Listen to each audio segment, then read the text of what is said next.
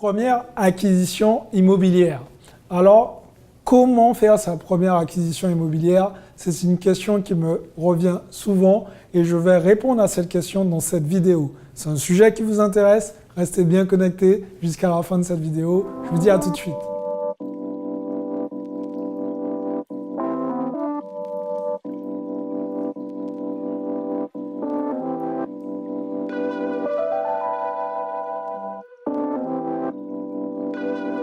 Salut à tous et bienvenue dans cette nouvelle vidéo. Je suis Xavier Préterit, je suis auteur du livre Cave Parking et je suis aussi investisseur immobilier millionnaire. Donc aujourd'hui, tout simplement, on va parler de la première acquisition immobilière. Je sais que ça peut effrayer beaucoup d'entre vous et c'est normal. Tout ce qui est nouveau en règle générale, il y a deux solutions, ou c'est très excitant ou c'est très effrayant. Donc aujourd'hui, tout simplement, je vais vous donner quelques conseils, des tips qui seront bénéfiques pour vous pour mener à bien votre première opération immobilière. Donc il faut savoir que dans un premier temps, vous devez savoir exactement l'objet de votre achat. Pourquoi vous voulez acheter? Est-ce que vous souhaitez acheter pour votre résidence principale? Est-ce que c'est un investissement locatif? Ou est-ce que c'est tout simplement parce que vous avez entendu dire que c'est un bon placement et qu'il faut mettre quelques billes dans l'immobilier? Peu importe le cas dans lequel vous êtes, vous devez quand même savoir qu'en fonction de ces différents cas, l'achat va être différent. Ok, sur ça, on voit à peu près où nous y sommes. Maintenant, l'idée, c'est de se dire que pour une première acquisition immobilière, il y a des points bien précis à ne pas louper. Donc, par rapport à cette étude, ce que vous devez aussi regarder, c'est regarder la démographie de la ville dans laquelle vous souhaitez investir. Regardez, est-ce que c'est une ville qui se remplit? Est-ce que c'est une ville qui se vide? Est-ce qu'il y a des futures entreprises qui vont élire domicile dans cette ville que vous allez choisir? En fait, tous ces points vont être super bénéfiques pour vous et vont vous permettre de faire un bon ou un mauvais investissement. Dans l'idée, il faut aussi regarder toute la partie taxes. Est-ce que c'est une ville qui est fortement chargée en taxes? Donc, pour parler de la région parisienne, je sais que la ville d'Enghien-les-Bains, elle n'est pas hyper taxée. Pourquoi? Parce qu'on a le casino, tout simplement, qui prend en charge une grosse partie des frais. Vous voyez, ce genre d'éléments, ça a un impact direct sur votre investissement. Donc ça peut être pas mal de se renseigner sur tout ça. Alors, pour toute la partie démographie, moi aussi, j'ai une stratégie bien à part. J'ai une façon différente de regarder.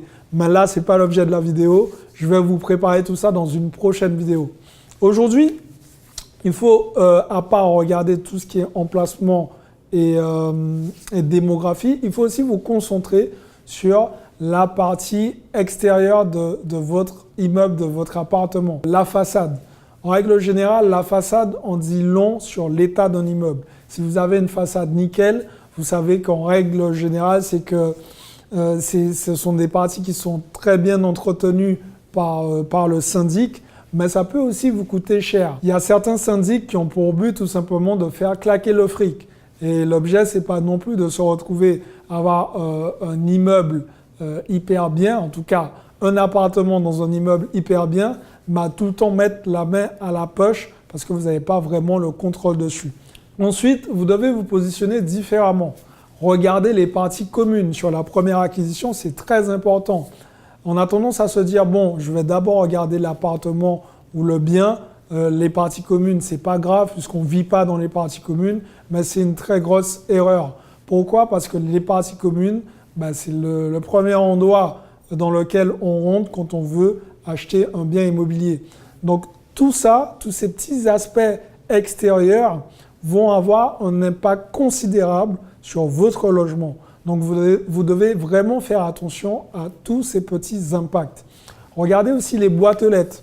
Alors si vous voyez que ce sont des boîtes aux lettres qui sont vandalisées, ça en dit long sur l'état de l'immeuble, mais aussi sur les alentours. Donc ce sont des éléments qui sont vachement importants.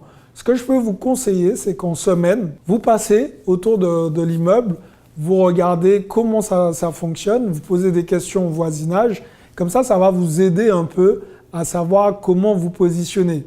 Le week-end, vous faites pareil. puisque parfois, entre la semaine et le week-end, c'est totalement différent.